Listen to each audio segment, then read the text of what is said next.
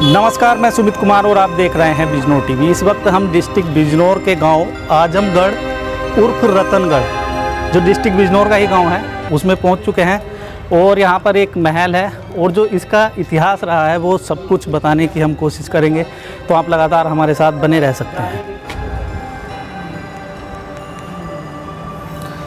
तो देखिए, ये कुछ तस्वीरें मैं महल के ऊपर से दिखा रहा हूं और अभी आपको और दिखाने की यहाँ से पूरा हम ये दिखाएंगे नज़ारा महल का, और गांव का भी आपने तस्वीरें कुछ देख ली हैं। जो रतनगढ़ गांव है, इसको आजमगढ़ उर्फ रतनगढ़ कहा जाता है, लेकिन रतनगढ़ की रियासत के नाम से ये प्रसिद्ध है। ये गेट है यहाँ पर, और एक दूसरा जो महल है उसको भी हम दिखाएंगे।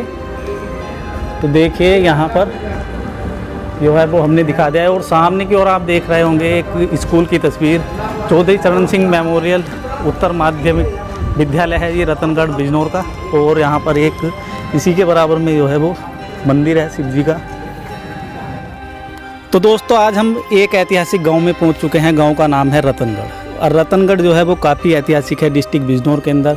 और सर जी हैं हमारे साथ। सर, सबसे पहले मैं आपका परिचय चाहूँगा, हमारे दर्शकों को आप अपना परिचय दीजिए। मेरा नाम प्रोफेसर सुधीर त्यागी है जी। सुधीर त्यागी है, सुधीर आत्रेय। ये आत्रेय हमारा गोत्र है, और ये रियासत हमारी लगभग 500 साल पुरानी है। तब हमारे जो पूर्वज थे वो यहाँ आके उन्होंने रियासत बसाई थी। तो इसका जो क्षेत्र था वो यहाँ से चांदपुर और दत्याने होता हुआ बिजनौर तक था जी। अब तो हमारे पास सिर्फ गांव की ही ज़मीनें हैं। अच्छा। तो वैसे तो बड़ी रियासत थी, कई लोग, बहुत लोग थे हमारे मेंबर्स, लेकिन इस समय जो है सिर्फ 5 घर हैं ये जी, जो अपने महल के अंदर देखे। ऐसा ही एक महल चांदपुर में भी है हमारा। अच्छा, चांदपुर के अंदर भी है आपका महल। और सर, ये बिजनौर के अंदर जैसे रतनगढ़ गांव है, तो ये रियासत के लिए जाना जाता है या कोई इसकी अपनी और अलग पहचान? रियासत के लिए जाना जाता है। ये रियासत के लिए रतनगढ़ रियासत प्रसिद्ध थी। तो 500 साल पुरानी बताया जैसा कि आपने।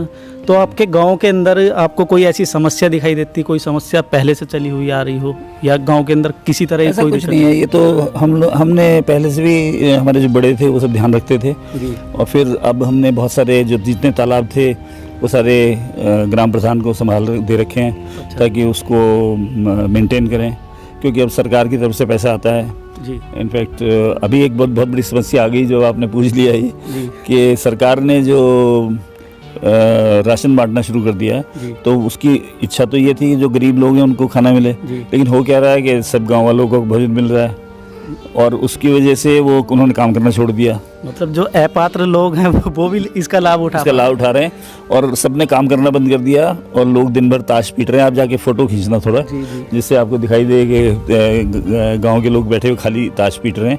तो वो कह रहे हैं, उनकी पत्नियां कहती हैं कि तुम काम पे क्यों नहीं जा रहे? तो वो कहते हैं कि हमें सरकार से पैसा भी मिल रहा है, उससे हम शराब पी रहे हैं, और हमें राशन आ रहा है तो हम राशन से खाना खा रहे हैं। जरूरत क्या है? स्कूल में जो है वो फीस लगभग जो सरकारी स्कूलों में तो माफ़ी है, अब ड्रेस भी वहीं मिल जाती है। तो कहते कोई ज़रूरत नहीं है, तो काम करना उन्होंने बंद कर दिया। तो जो कृषक हैं यहाँ के, उनको बहुत बड़ी दिक्कत आ रही है। मतलब वो मजदूर नहीं मिल, कह रहे मजदूर नहीं मिल रहे, काम करना लोगों ने बंद कर दिया जी। तो क्या करें? थोड़ा बहुत वो अब मशीनों पर आधारित हो गए हैं, लेकिन उससे काम नहीं चलता, वो परेशान है यहाँ। फिर एक दूसरी समस्या रिसेंटली आ गई है कि जो गाय की जो पॉलिसी है कि गौ हमारी माता है, और उसके बछड़े भी, तो लगभग 10-10, 15-15 बछड़े किसानों के उसमें जा रहे हैं, फसलों को बर्बाद कर रहे हैं, और उसका कोई कुछ नहीं कर पा रहा। और एक बंदर हमारे गांव में बहुत ज़्यादा हैं, जो कि मेरे ख्याल से ऐतिहासिक ही है, क्यों वैद जी? है ना? तो बहुत ज़्यादा समस्या। तो यहाँ बंदर और बछड़े इतने ज़्यादा हैं कि किसान बेचारे उगा नहीं पा रहे कुछ, ऊपर से मजदूर की समस्या आ गई। तो लगभग भुखमरी वाली हालत में है। अगर सरकार का अन्न आना बंद हो जाए तो मुझे लगता है यहाँ खाना खाना भी मुश्किल हो जाएगा लोगों को। अच्छा सर, जैसे आपकी ये रियासत है, अभी फिलहाल कितने नौकर होंगे आपके पास? 3-3, 4-4 सभी घरों में हैं। सभी घरों में? मतलब कितने परिवार रह रहे हैं अभी इन महलों में? 5 घर हैं। 5 घर हैं जी। अच्छा, तो आप क्या चाहते हैं कि गांव के अंदर कुछ होना चाहिए लोगों को, ताकि और सुविधाएं मिल सकें, या ये राशन की सुविधा भी बंद कर देनी चाहिए? नहीं नहीं, ये सुविधा तो होनी चाहिए, लेकिन गरीबों के लिए होनी चाहिए। वो क्या है, वो तो आंख बीच के दे रहे हैं, और जो ज़्यादा समर्थ है वो जल्दी से कब्जा कर लेता है उस पर, राशन पे और हर चीज़ पे उसको मिल जाता है। जो गरीब है उसको मिलता नहीं है। जी जी। ये पहले जब राशन बटा करता था, जो राशन कार्ड वाला सिस्टम था, उसमें भी यही होता था और इसमें भी यही हो रहा है। अभी कितनी आबादी होगी आपके गांव की इसकी? मेरे ख्याल 10,000 है। 10,000 आबादी। तो मतलब काफ़ी बड़ा गांव है आपका। जी। और कितनी, एक ही पंचायत होगी? एक ही पंचायत है, और दूसरा और आसपास के कुछ गांव भी जोड़ रखे हैं इसमें। अच्छा। तो मेन पंचायत यहीं की है। मेन पंचायत रतनगढ़ ही है, और रतनगढ़ के ही नाम से जाना जाता है। जी जी। तो सर लास्ट में आप कोई संदेश देना चाहेंगे हमारे बिजनौर टीवी चैनल के माध्यम से? हाँ, ये कहना चाहूँगा कि बिजनौर में बहुत बढ़ने का चांस है, और जितने भी बच्चे हैं उनको उनकी शिक्षा पे ध्यान देना जाना चाहिए। और एक तो भाषा में हमारे यहाँ के लोग काफ़ी पीछे रह जाते हैं, क्योंकि इंग्लिश इनको बाहर आगे जाके इंग्लिश में काम पड़ता है। नौकरियों में या विदेश में जाएंगे तो सब जगह इंग्लिश से काम चलता है। इंग्लिश वीक होती है, और यहाँ इंग्लिश बहुत वीक है। तो केजरीवाल ने शुरू किया थोड़ा सा दिल्ली में, कह रहे हैं कि भाई इंग्लिश पढ़ाऊंगा, चलो ये होना चाहिए।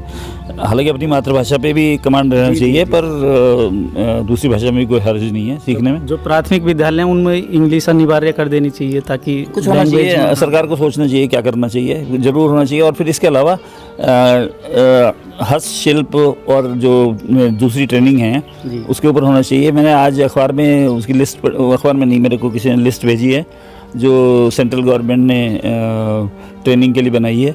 उसमें बिजनौर का नाम नहीं है। अच्छा। यूपी में दूसरे ज़िले हैं, कई सारे कवर किए हैं, लेकिन बिजनौर कवर नहीं किया। तो बिजनौर में तो ट्रेनिंग की बहुत ज़्यादा ज़रूरत है। एक यहाँ पे इंडस्ट्री की ज़रूरत है जी। यहाँ इंडस्ट्री, अभी जो मुजफ्फरनगर सहारनपुर में जो पहले ट्रेंड चला था कि उसको उठा लेते थे गुंडे लोगों को, जो भी कोई काम धंधा फैक्ट्री किसी अच्छी चलती थी, क्रशर वालों उनके लड़कों को उठा के ले जाते थे, अगवा कर लेते थे। तो वही ट्रेंड यहाँ शुरू हो गया था थोड़ा बिजनौर में, अब तो नहीं है, लेकिन उसकी वजह से यहाँ कोई बिज़नेस पनप नहीं पाया। तो यहाँ बिज़नेस पनप पाना चाहिए, सरकार को ध्यान देना चाहिए, और उसका रास्ता हम भी बता सकते हैं, और भी बहुत ज्ञानी लोग हैं जो बता सकते हैं। तो एक तो बिज़नेस पनपना चाहिए, और स्कूल एजुकेशन अच्छी होनी चाहिए। अखिलेश जी के ज़माने से एजुकेशन का सिस्टम बिल्कुल ढह गया है यहाँ पर, और नकल का सिस्टम आ गया। और जितने स्कूल हैं वहाँ पे कोई एजुकेशन नहीं हो रही, टीचर नहीं आ रहे। छोटे बच्चों से भी मैं पूछता हूँ, मैं अभी आपको दिखा भी सकता हूँ और बच्चों से बुला के पूछवा भी सकता हूँ। बच्चे कहते हैं कि मास्टर हमारे पढ़ाते ही नहीं है कुछ भी। कह रहे एक मास्टर नहीं है, वो दोनों आपस में बात करते रहते हैं, और हमें तो पढ़ाने का ध्यान नहीं। कह रहे जो काम हमें दे भी देते हैं ना, उसको भी नहीं देखते कि क्या किया, चेक ही नहीं करते। तो ये बहुत ख़राब हालत है, एजुकेशन जो है ना ठीक नहीं हो रही। एजुकेशन पे सरकार को ध्यान देना चाहिए, और एक इंडस्ट्री पे ध्यान देना चाहिए, तभी हमारा जिला पनपेगा। नाम आशीष कुमार कौशिक है। अच्छा। हाँ जी। तो आशीष जी क्या करते हैं आप में? मेरा काम तो यहाँ हमारे जो भी दादा बताते थे वो इनके वैद्य थे। अच्छा। वो इनकी सेवा करते थे वैद्य बनने गई। अच्छा। आज भी हम उसी पीढ़ी को आज भी हम चला रहे हैं इसी काम के लिए। मतलब महल में ही हो आप भी? महल के, हाँ महल से जुड़े हैं सब प्राणी। अच्छा, सुना जाता है कि हाथियों के बांधने के लिए आपका यहाँ कोई स्थान है, और जंजीरें आज भी हैं जिन जंजीरों? जी हाँ जी, हमारे जो दादा परदादा जो हैं सब इसी को कहते थे कि आज भी हमने तो देखा नहीं, हम क्योंकि हमारे 44 साल की है, हमारे आज से कम 50-60 साल पहले ये काम हुआ है। तो जब से हमने देखा कि हमने ये सुना है कि यहाँ आज भी जंजीरों के इसी स्थान पर। हाँ जी इसी स्थान पर तो आज भी है जंजीरें, इसके अंदर आज भी है। तो देखिए ये महल के अंदर से जहाँ पर अभी फ़िलहाल ये रहते हैं, ये अंदर का ही नज़ारा मैं आपको दिखा रहा हूँ। और यहाँ पर एक भाई भी खड़े हुए हैं। इधर आओ जी।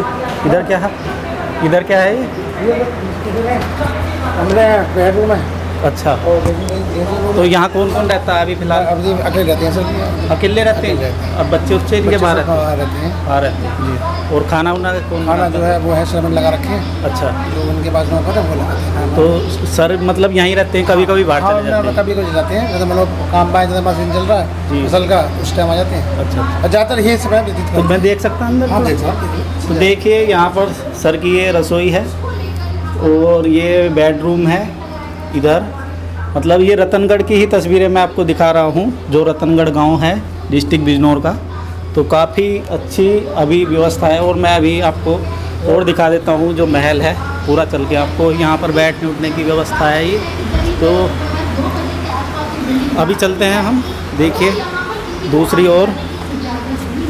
तो ये रतनगढ़ का महल आप देख रहे होंगे तस्वीरें, मतलब पूरा महल आपको हम दिखाएंगे। काफ़ी बड़ी जगह है और काफ़ी सुंदर इसका नज़ारा देखने को आपको मिल रहा है।